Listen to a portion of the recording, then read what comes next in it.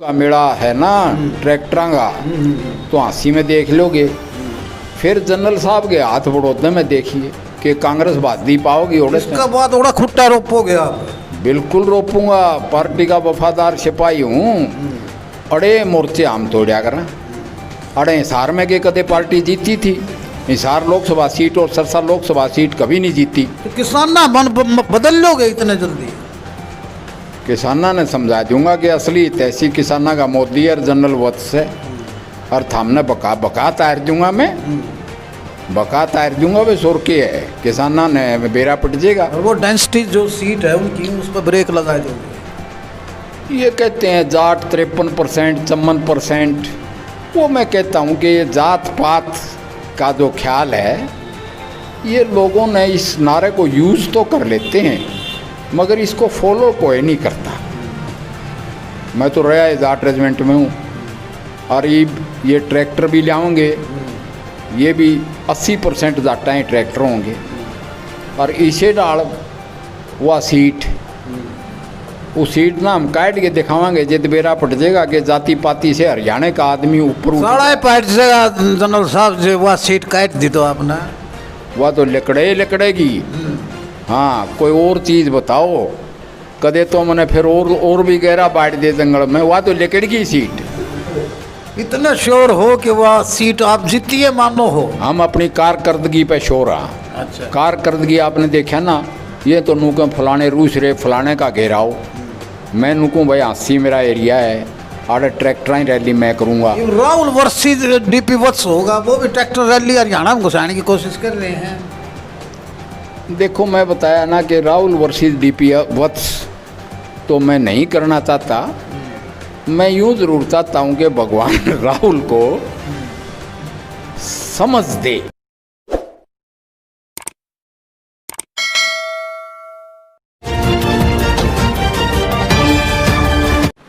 नमस्कार दोस्तों, मैं राजीव बंसल, हाँसी की आवाज़ से। मीडिया के माध्यम से हम विभिन्न पर्सनैलिटियों के इंटरव्यूज़ लेते रहते हैं जिन्होंने किसी न किसी क्षेत्र में बहुत काम किया होता है, और ऐसी करिस्मेटिक पर्सनैलिटीज़ से हम आपको मिलवाते रहते हैं जिनका पॉलिटिकल स्फेयर के अंदर, सोशल स्फेयर के अंदर, एजुकेशन के अंदर बहुत जिन्होंने मुकाम हासिल किया होता है। सौभाग्यवंश आज हमारे साथ एक ऐसी नामचीन शख्सियत हैं जिन्होंने मेडिकल एजुकेशन को जिया है, जिन्होंने आर्मी में रहकर अपने कर्तव्य को जिया है, जिन्होंने मेंबर पार्लियामेंट रहकर लोअर हाउस, जिसे हम राज्यसभा सदस्य कहते हैं, वर्तमान में हैं और हरियाणा को रिप्रेजेंट करते हैं, वहाँ अपने प्रदेश की बात को एक बुलंद आवाज़ दी है। ऐसी शख्सियत को आप समझ ही गए होंगे कि आज मैं किन से इंटरेक्ट करवाने जा रहा हूं और ज्वलंत मुद्दों पे उनसे बात करेंगे। आप हैं जनरल डीपी वत्स, मेंबर राज्यसभा सदस्य, हरियाणा को रिप्रेजेंट करते हैं, जिनकी पृष्ठभूमि हमारे हाँसी के साथ लगते ही गांव की यानी किथुराना से। One of the medical educationist. आप यूपीएससी के मेंबर रहे, आप एचपीएससी के चेयरमैन रहे और विभिन्न पदों पर आप एड ऑन किया है आपने, और धरती से जुड़े रहे हैं और विभिन्न अवार्डों से अलंकृत रहे हैं। आप हैं डीपी वत्स जी, जिनसे हम इंटरेक्ट करेंगे। सर, सबसे पहले तो मैं मेरी हाँसी की आवाज़ मीडिया पे आपका हार्दिक अभिनंदन करता हूं, स्वागत करता हूं, इस्तकबाल करता हूं। I extend my gratitude to come on हाँसी की आवाज़ मीडिया। इट्स आवर प्रिविलेज कि आप आज हमारे स्टूडियो में बैठे हैं। आप जैसी पर्सनैलिटी का पदार्पण हुआ है, यह हमारा सौभाग्य है। बंसल जी, मैं हाँसी की आवाज़ का शुक्रिया अदा करता हूँ कि आपके यहाँ आने का हमें सौभाग्य प्राप्त हुआ। ये एक कामयाब चैनल है और हाँसी और आसपास के इलाकों को पूरी तरह कवर करता है और ठीक खबरें जैसी हैं वैसे ही पब्लिक तक आप पहुंचाते हैं। आज आपसे कुछ बर्निंग टॉपिक्स पे बात करेंगे। किसान बड़ा आक्रोश के अंदर है। बीजेपी ने 3 अध्यादेश लाकर और अपर हाउस लोअर हाउस में दोनों में पास करवा कर राष्ट्रपति महामहिम राष्ट्रपति की मोहर लगवाई। यह अध्यादेश किसानों को गवारा नहीं है, या इसे पॉलिटिसाइज्ड किया जा रहा है, इस विषय पे आप ज़रा प्रकाश डालें, क्योंकि किसान बराबर आंदोलन करते आ रहे हैं किसी न किसी माध्यम से, और घेराव करने की भी उन्होंने चेतावनी दी है बीजेपी के एमएलएस की। देखो राजीव भाई, मैं उन अध्यादेशों को, यानी अध्यादेश तो जब पार्लियामेंट का सेशन ना हो तब एक ज़रूरी कोई ऐसा मुद्दा आ जाए तब ऑर्डिनेंस गवर्नमेंट लाती है, और उन अध्यादेशों को पारित करने वालों में मेरा भी अहम रोल है, क्योंकि मैं पार्लियामेंट का मेंबर हूँ। और अब वो तीनों अध्यादेश बिल की फॉर्म में आए, बिल पारित होके अब राष्ट्रपति जी के सिग्नेचर होके वो एक्ट बन गए हैं, और वो किसान हितैषी एक्ट्स हैं, वो किसान की आमदनी को बढ़ाने के एक्ट्स हैं, वो किसान को एक देश एक बाज़ार में लाने के एक्ट हैं। और जो ये आप कह रहे हैं घेराव कर रहे हैं, आक्रोश में हैं, ये उनको गुमराह कर दिया। खासकर कांग्रेस ने अपनी कुर्सी की लड़ाई में किसानों को गुमराह किया है, और हम पहले तो बिलों को पास करके उनको एक्ट्स में तब्दील करके आए हैं, और अब बिलों के बारे में किसान हितैषी जो एक्ट्स हैं उनके बारे में किसानों को जागरूक करने मैं अपने ही गांव, अपने ही शहर और अपने ही हलके और अपनी ही पार्लियामेंट्री कॉन्स्टिट्यूएंसी हिसार में आपसे मुखातब।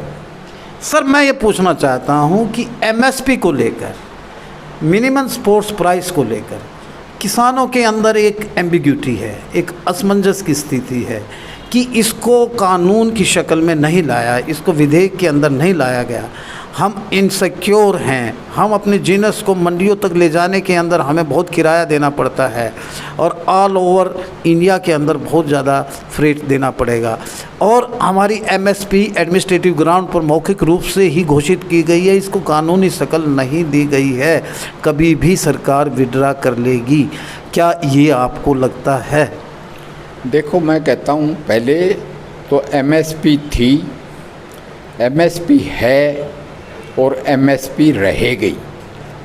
इस फसल के लिए, खरीफ की फसल के लिए भी एमएसपी लग के आ गई है, और एमएसपी पर ख़रीद हो रही है। रही बात एमएसपी को बिल से और कानून की शक्ल देना, न तो एमएसपी पहले एक्ट में शामिल थी, न उसका कोई प्रावधान है एक्ट में, और न अब एक्ट में है। इसके बारे में लोगों को गुमराह किया जा रहा है कि एमएसपी को हटा लिया जाएगा। मैं उनसे पूछता हूँ कि कांग्रेस ने इसको एक्ट में शामिल क्यों नहीं किया? एमएसपी सारे देश में जो है, क्योंकि ये एक ऐसा एग्रीकल्चर ऐसा महकमा है जिसमें सेंटर का भी अहम रोल है और स्टेट्स का अपना अपना रोल है। तो हरियाणा स्टेट्स में मैं कहता हूँ कि इवन पंजाब में सेंटर की तरफ से जो कृषि उत्पादन हैं, जिनस हैं, उनका एमएसपी डिक्लेयर हो चुका है और एमएसपी रहेगा। ये एक एडमिनिस्ट्रेटिव डिसीज़न होता है, ये एक लेजिस्लेटिव डिसीज़न नहीं होता, क्योंकि किसान इसको गारंटी नहीं मान रहे हैं। It is not a mandatory, या वो कहते हैं कि मैंडेटरी नहीं है, ये गारंटीड नहीं है, क्योंकि गारंटीड जब होगा जब इसको इसी तरह बिल में शामिल कर लिया जाए। मैं कहता हूँ एमएसपी कांग्रेस ने लगाया था, उन्होंने कौन सा एक्ट में शामिल किया था या बिल में शामिल किया था? ये किसानों को क्यों भरमाया और बरगलाया जा रहा है? एमएसपी को बिल में शामिल किया ही नहीं जा सकता। हर एक साल एमएसपी के अलग अलग रेट्स होते हैं। एमएसपी की डिटेल्स कैसे तय की जाएंगी बिल के अंदर? उसके अलग अलग हर एक सीजनल रेट्स होते हैं, हर एक state to state rates vary करते हैं। तो ये एमएसपी, मेरा कहना ये है कि एमएसपी था, एमएसपी है और एमएसपी रहेगा। एमएसपी पर बीजेपी फर्म रहेगी? बिल्कुल फर्म थी, फर्म है और फर्म रहेगी। और मैं एक बात और कहूँगा, जो मोदी जी वादा करते हैं वो वादा निभाते हैं, और जो कहते हैं वो करते हैं, और आज तक किया है। चाहे धारा 370 का मामला हो, चाहे 3 तलाक का मामला हो, चाहे राम मंदिर का मामला हो, वो जो कहा वो किया और करेंगे। मैं ये पूछना चाहता हूँ कि राहुल गांधी जी ट्रैक्टर यात्रा कर रहे हैं और पंजाब के अंदर, क्योंकि वहाँ कांग्रेस की सरकार है, और कल वो यानी कि एंटर करेंगे हरियाणा के अंदर, जहाँ आज होम मिनिस्टर का बयान भी आया है कि हम हुड़दंगियों को एंटर नहीं करने देंगे और ये बरगला रहे हैं। कहता हूँ कि उसके एडवाइज़र ने राहुल जी को भी बरगला दिया। राहुल जी को ये पता होना चाहिए कि ये किसानों के हक में है या उसके खिलाफ है। राहुल जी को ये पता होना चाहिए कि आपकी पार्टी ने 370 का भी विरोध किया, आपकी पार्टी ने 3 तलाक, जब हमने कानून स्क्रैप किया 3 तलाक को, उसका भी विरोध किया, और आपको राहुल जी को आपके एडवाइज़र ने गलत गाइड करके आपकी पार्टी का भट्ठा बैठा दिया है और उसको दलदल में फंसा दिया है। इसी तरह राहुल जी, उनसे मैं दरख्वास्त करूंगा कि आपकी लीडरशिप को भी आपके एडवाइज़र्स दलदल में फंसा रहे हैं। जितना जल्द हो सके आप हमारे इन किसान हितैषी एक्ट्स का समर्थन करें, ताकि आपकी जो सोच है उस पे लोगों का विश्वास बढ़े। राहुल गांधी जी को क्या कंसेप्ट क्लियर नहीं है क्या इसका? बिल्कुल, मैं कहता हूँ जो इसका विरोध कर रहे हैं, जो इसका विरोध कर रहे हैं, उनको इसका कॉन्सेप्ट क्लियर नहीं है। अगर वो कॉन्सेप्ट क्लियर के बाद भी अगर विरोध कर रहे हैं तो वो एक किसान विरोधी और देश विरोधी उनका कार्य है। जनरल साहब, आपकी पार्टी बीजेपी हरियाणा के अंदर बैसाखियों के सहारे चल रही है, ये तो आप मान के चलोगे कि जेजेपी का उनको समर्थन है, कोलिशन है, और जेजेपी एक किसान से निकली हुई पार्टी है। ताऊ देवीलाल की पार्टी बताए जाते हैं जननायक की, वो किसानों के मसीहा कहलाए। किसानों का प्रेशर है, किसान उनके घर पे जाके घेराव करेंगे, उनके एमएलएस के घेराव करेंगे, फिर आज़ाद एमएलएस के घेराव करेंगे। क्या बीजेपी को हरियाणा में खतरा है कि भी ऐसा विड्रॉ हो सकता है? जेजेपी हमारी सहयोगी पार्टी है, कोलिशन में सहयोगी पार्टी है बीजेपी की, और उसके नेता दुष्यंत चौटाला ने बड़ा क्लियर कर दिया है कि हम सरकार के साथ हैं, और ये जो एक्ट्स हैं, ये कानून है, ये किसान विरोधी नहीं है, किसान हितैषी हैं।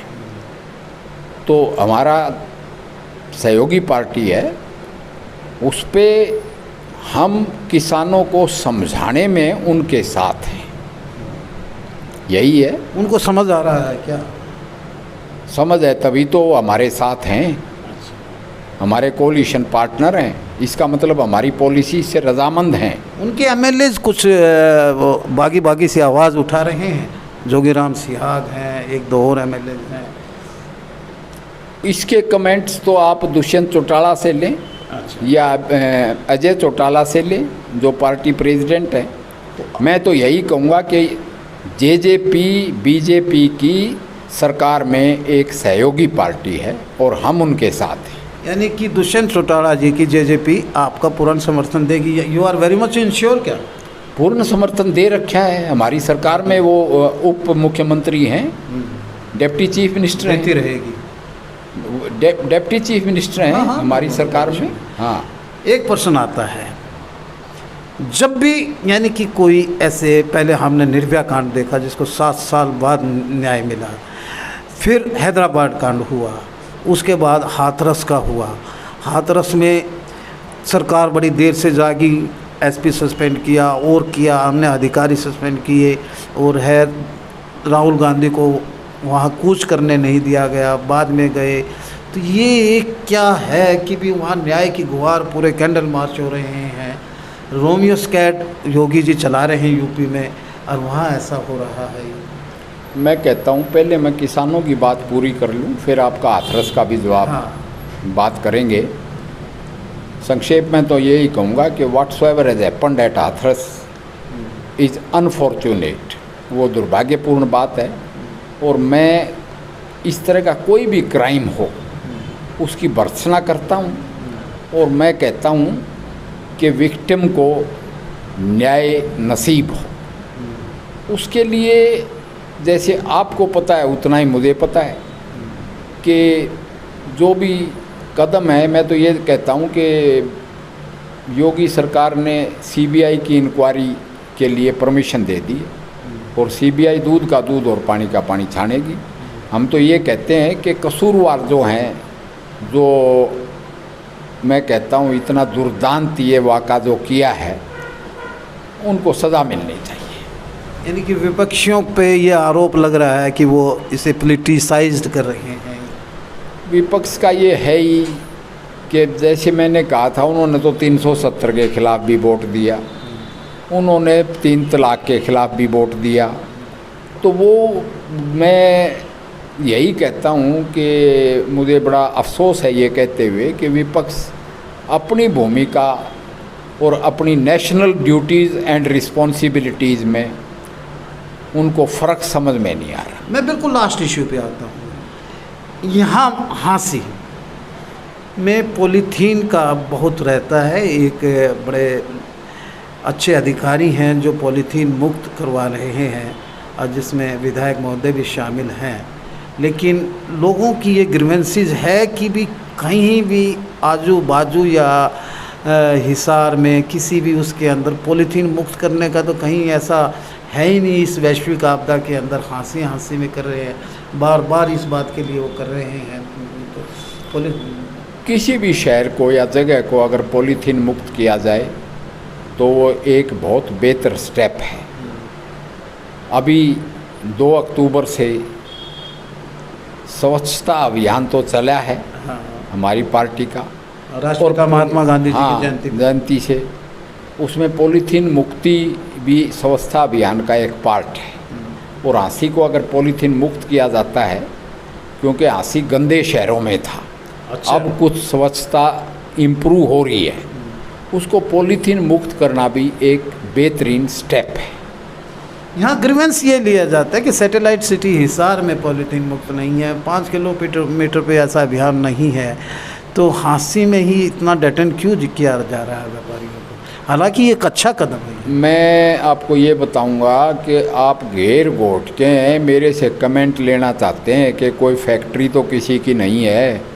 उसमें मैंने आज ये बात सुनी है और वो यहाँ के विधायक विनोद ब्याना ने प्रेस कॉन्फ्रेंस के दौरान बड़े साफ शब्दों में कह दिया है कि मेरा इसका दूर दूर से कोई सरोकार नहीं, जो मेरी प्रेजेंस में उन्होंने बोला है। तो मैं एक बात और बता दूं, अगर पॉलीथीन मुक्त करने में और कागज़ के थैले बनाने में या कपड़े के थैले बनाने में सहायता होती है पर्यावरण को इम्प्रूव करने के लिए, तो वो किसी की भी फैक्ट्री हो उसमें क्या फ़र्क पड़ता है। एक विधायक फैक्ट्री भी लगा सकता है और एक अफसर भी लगा सकता है। मैं तो ये कहता हूँ अगर पॉलीथीन मुक्ति में सहायता होती है तो यह पर्यावरण को साफ करने के लिए एक अहम स्टेप है। सर, जब कोरोना छोटी स्टेज पे था, अब कोरोना ऑप्टिमम आ रहा है, यानी 60 लाख के लगभग तो हो ही गए होंगे देश के अंदर, मुझे ऐसा लग रहा है कि भी संक्रमण का शिकार। अब यानी कुछ रिलैक्सेशन ज़्यादा नहीं दी गई है कि डाउट क्लासेस स्कूल्स में, यानी कि टाइमिंग्स को भी, संडे को भी खोल दिया गया है। हांसी के अंदर बाज़ार संडे को दिवाली तक का ओपन कर दिया गया है। तो इसको कितना उचित मानते हैं कि कितना यानी कि लॉकडाउन को ओपन कर दें, लॉक ऑन कर दें, कितना उचित मानते हैं? देखो, पर्सनल एहतियात यानी कि फेस मास्क, हाथ साफ करना, डिस्टेंसिंग बनाए रखना, ये एक स्टडी हुई है। ऐसे देश भी है जहाँ लॉकडाउन नहीं हुआ, 20 के करीब ऐसे देश हैं, और बाकी सारा संसार है जहाँ लॉकडाउन हुआ। तो लॉकडाउन अपने समय पे जब कोरोना मोर लीथल था, अब जैसे जैसे इन्फेक्शन बढ़ेगा इसका हर्ड इम्यूनिटी डेवलप होती जाएगी और वायरस कमज़ोर होता जाएगा। तो जब वायरस कमज़ोर होता जाएगा तो मैं यही कहूँगा कि वर्ल्ड में अब भी हमारा लोवेस्ट फर्टिलिटी रेट या डेथ रेट है। मोर्टेलिटी रेट कम है, लोवेस्ट है, वन ऑफ द लोवेस्ट में है। ऐसे हालात में जैसे कि इकोनॉमी सारे संसार की डाउन चली गई और हमारी इकोनॉमी भी बैडली हिट हुई है, तो वो एक बैलेंस बनाना पड़ेगा कि भाई कोरोना के भय से ऐसा ना हो कि हम भूखे मर जाएं, जैसे इमरान खान कह रहा था। तो एक बैलेंस जो है कि अपनी पर्सनल एहतियात रखो और स्मार्ट लॉकडाउन करो। मैं एक क्वेश्चन कर रहा हूँ, आपका नाम यानी कि वाटर टैंक यानी कि ब्रांड एम्बेसडर के रूप में माना जाता है।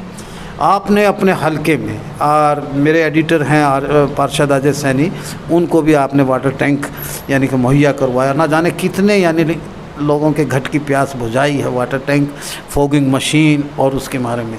तो ये जहन में क्या आया आपके कि भी वाटर टैंक उन तक पहुंचने चाहिए कि जो प्यासे हैं, जिनके वाटर टेप का पानी नहीं पहुंच रहा है, पेयजल आपूर्ति नहीं हो रही है। तो आपके अंदर ये जिज्ञासा क्या हुई, और ख़ासकर ग्रामीण अंचल के लिए दिल क्यों धड़कता है? आप तो बड़े पौष रहे हैं, जनरल रहे हैं, डॉक्टर रहे हैं, बहुत बड़े डॉक्टर हैं, मेडिकल एजुकेशनिस्ट हैं, तो फिर भी ग्रामीण अंचल के लिए आपका दिल धड़कता है पानी के लिए?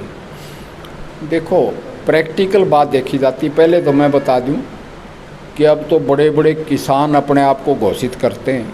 मैं ऐसे ग्रामीण अंचल से हूं कि मैंने खेत में काम करके हर तरह का किसानी की है, और मैट्रिक तक मैं ऐसा जनरल हूं जो गांव के स्कूल में पढ़ा। मेरा अभी भी वास्ता है, यानी मैं अभी भी किसान हूं और किसान के घर पैदा हुआ था। रही बात वाटर टैंकर की, मैंने वाटर टैंकर की ये जो देखा, इसका प्रचलन ये दुष्यंत चौटाला से पिकअप किया। एक पॉलिटिशियन ओपनली ये बात नहीं कहता, मगर मैं कहता हूँ कि मैंने ये प्रचलन वाटर टैंकर का दुष्यंत चौटाला से पिकअप किया, और बड़ा प्रैक्टिकल है। क्यों प्रैक्टिकल है कि सरकार के दावे तो हैं, नल तक जल पहुंचता हाँ, नहीं है, लेकिन मगर पहुंचता नहीं है। हाँ। खासकर गांव में कि जिसके घर के पास से नाली गुजरती है पानी की, वो अपना नाली कहो उसको, टेप नहीं, टेप तो रसोई में है, पाइप, जो पाइप, पेयजल पाइप, हाँ, पेयजल पाइप, वो अपने नलके के लगा के मोटर और आगे चलने नहीं देते। ये पानी का टैंकर ऐसा है, ये पीने का पानी मेरे गांव में भी 4 किलोमीटर से लेके आते हैं पानी पीने का, कि ये पीने का पानी घर घर बांट देता है, लोगों के झगड़े नहीं होते। मैंने दलितों के लिए अलग वाटर टैंकर दे दिए, और सफाई के लिए भी काम आता है, शादी में भी काम आता है, स्कूल में बच्चों के लिए भी काम आता है, और जो स्वच्छता अभियान में भी पानी का जेट, क्योंकि वाटर टैंकर के साथ मोटर भी फिटेड है और पाइप भी फिटेड है, पानी चढ़ाने के लिए भी, पानी उतारने के लिए भी, पानी को ज़ोर से पंप करने के लिए भी। तो ये मल्टीपर्पज़ वाटर टैंकर है, और हमने गांव-गांव तक इसको भिजवा दिया। सर, आपका दिल हांसी कॉन्स्टिट्यूंसी के लिए बहुत धड़कता है, और आपकी एसोसिएशन भी बहुत है, बहुत आपके अंतस्थ में हांसी हल्का बसा हुआ है। जब भी बीइंग ए मेंबर पार्लियामेंट, तो कोई फोरकास्ट आप करेंगे कि कोई प्रेडिक्ट करेंगे कि इन फ्यूचर हांसी के लिए आप यानी कि कोई पॉलिटिकल एरा भी बनाएंगे अपना? देखो, मैं पहले तो जो बात कहने आया हूँ वो पूरी नहीं हुई। हाँ, बताओ। मैं कहता हूँ ये तीनों किसान हितैषी एक्ट हैं, इसमें हमने न तो मार्केट सिस्टम ख़त्म किया है, आड़ती भी रहेगा, मार्केट भी रहेगी, किसान भी रहेगा। जब भीड़ हो जाए और ऊपर से बारिश आ जाए और लंबी लाइन हो जाए, उसके लिए हमने एक बाईपास रास्ता खोला है, और वो है डायरेक्ट सेल, यानी कि आप मंडी से बाहर भी अनाज बेच सकते हैं। वन नेशन वन मार्केट, यानी एक देश एक बाज़ार, ताकि आपको भाव अच्छा मिले। और इस सिस्टम, ओपन सिस्टम में और मार्केट सिस्टम में प्रतिद्वंद्विता हो, मुकाबला हो, कंपटीशन हो, ताकि किसान को अच्छी कीमत मिले। लेकिन विरोधी तो इसको बिल्कुल अपोजिट बोलते हैं कि अंबानी, अडानी कॉरपोरेट घराने हैं, ये तो किसान तो महज मजदूर रह जाएगा, लेकिन ज़मीन उनके गिरवी हो जाएगी, ऐसा प्रचार करते हैं। यही दुष्प्रचार है जिसको जनरल वत्स रोकने आया है। अच्छा, कि हमारे मुंह से हम जब ये कह देना कि भाई ये किसान हितैषी बिल है, मैं इसमें वोट डाल के आया हूँ, तो बात लोगों का जचेगी, क्योंकि मैं गलत बात नहीं करता, न मैं झूठ बोलता, तो खुद किसानियत और करते न रहे। पॉलिटिक्स करता। जो आदमी यूँ कह देवे मैंने दुष्यंत से सीखी ये बात, जबकि उसकी पार्टी तो हमारी प्रतिद्वंदी भी रही है। तो मैं कह रहा हूँ कि ये किसान हितैषी बिल है। किसान को अपनी फसल की उपयुक्त दाम मिलेंगे। आप की करप्ट प्रैक्टिस से किसान को छुटकारा मिलेगा, मंडी टैक्सी से भी छुटकारा मिलेगा। मगर मैं ये कहता हूँ आड़ती भी रहेगा, मंडी भी रहेगी, किसान भी रहेगा। किसान को चॉइस दे दी गई है कि आप ओपन मार्केट में बेचें, ऑल ओवर इंडिया कहीं भी बेचें, आपको जहाँ उचित दाम मिले वहाँ बेचें। एमएसपी समानांतर रहेगी। समानांतर नहीं, एमएसपी रहेगी। तो ये किसान को भी एक लिबरेट कर दिया हमने, आज़ाद कर दिया, ओपन कर दिया कि आपको एक्सप्लॉइट ना किया जाए बिचौलियों के थ्रू। मगर हम बिचौलियों को भी वो कहते हैं ठीक काम करो, मंडी सिस्टम भी रहेगा और ओपन सिस्टम भी रहेगा। तो ये तो एक देश एक बाज़ार, उसमें किसान की फसल का उनको उचित दाम मिले। और हमारी पार्टी का ये ध्येय है कि 2022 तक किसान की आमदनी दुगनी हो। वत्स साहब, आपने बहुत समय दिया, एक एक बात हमारी एलोबरेट की, हमने आपको एम्ब्रेस करने की भी कोशिश की, लेकिन आपने अपरेंट क्लियर अपने जवाब दिए हैं। इसके लिए हम आपको बड़ा साधुवाद देते हैं कि आप आज पहली मर्तबा हमारे स्टूडियो में आए हैं। मैं, मेरे एडिटर अजय सैनी, जो बहुत मेहनती हैं, पार्षद भी हैं, पिछले दिनों ये आपने इनको मुहैया भी करवाया एक पानी का टैंकर, उनकी तरफ से मेरे सीनियर रिपोर्टर रवि सैनी की ओर से, विजेंद्र सैनी की ओर से, प्रतीक की ओर से, पूरी हाँसी की आवाज़ की टीम की ओर से फिर से यानी कि आपका आभार व्यक्त करता हूं कि आप you have curtailed your auspicious time for us and come on our media. I extend my gratitude to you also, sir. मैं हाँसी की आवाज़ का शुक्रगुजार हूँ और हाँसी के आवाज़ के थ्रू अपने किसान भाइयों को आसपास के गांव में आह्वान करता हूँ कि 9 अक्टूबर को शुक्रवार के दिन 10 बजे सेक्टर 5 जींद बाईपास पे हाँसी में एक ट्रैक्टर और उसमें 4 आदमी बैठा के या 3 आदमी बैठा के बगैर ट्रॉली के आप पहुँचें, ताकि हम दुनिया को बता सकें कि किसान भाई इस किसान हितैषी जो 3 एक्ट पास हुए हैं इसमें मोदी जी के साथ हैं। और ये बड़ी ज़बरदस्त रैली, अपनी एक तरह से अद्वितीय रैली ट्रैक्टरों की होगी। और उसके लिए मैं ज़रूर भाइयों से प्रार्थना करूँगा, उनको आह्वान करूँगा कि आप ठीक काम में जनरल वत्स के थ्रू मोदी जी का साथ दें। जय हरियाणा, जय हिंद, जय किसान, जय जवान।